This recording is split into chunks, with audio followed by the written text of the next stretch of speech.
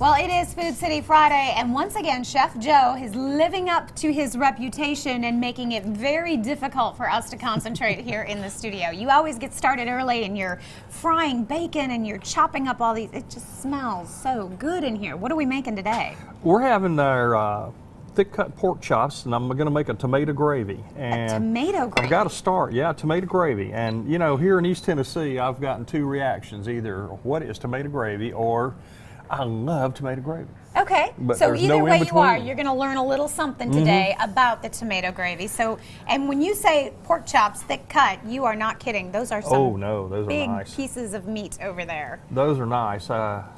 James, the meat department manager up there at Euclid Avenue, fixed me up with some really nice rib cut chops.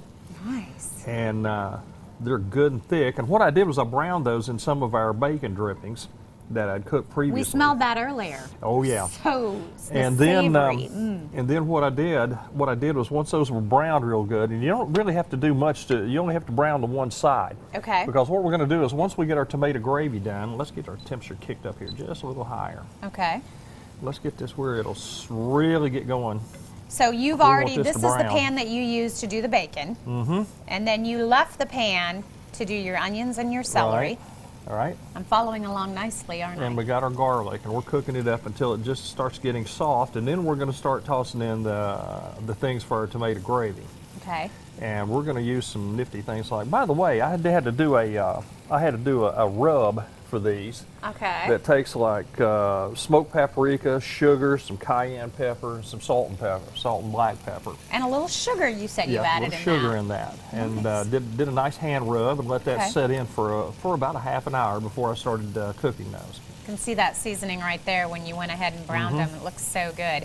And one of the things I've heard about adding that tomato products is that it really can help tenderize the meat. It's like a natural tenderizer. It does. It does. It's really nice. It's slightly acidic, so you get some tenderizing done in there. And so once we get our tomato gravy done, we're going to put those back in the pan. Okay. Nestle them down in there with plenty of tomato gravy. We're going to let those simmer for about 15 minutes before we plate it up.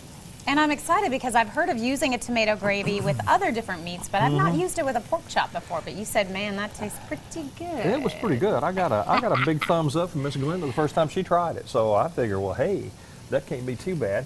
Tell you what, why don't you go ahead and scoop us out a couple of big dollops of the tomato paste. You know, this is The nice lid's already too, loosed. just to add to your spaghetti sauce when you're just doing a regular, quick by the jar spaghetti sauce. This will give it a little richness. Okay, that should do it right there. Okay. Then we're also going to pour in a little flour here. Okay. We Picking got it about up. a quarter cup of flour. And let's start whisking this up in here too. Okay. And once we get that in, we're going to pour in this tomato sauce. Once I get that stirred in there real good, Okay.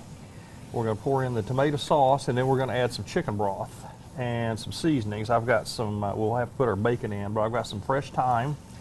I've got a bay leaf, and come on, baby, get on there and mix up real good. All right, well, Joe, I'm going to let you go ahead and finish up this tomato gravy. For Okay. more information, for some power shopping tips, and to learn more about some of the meats, you can always check out the website, foodcity.com.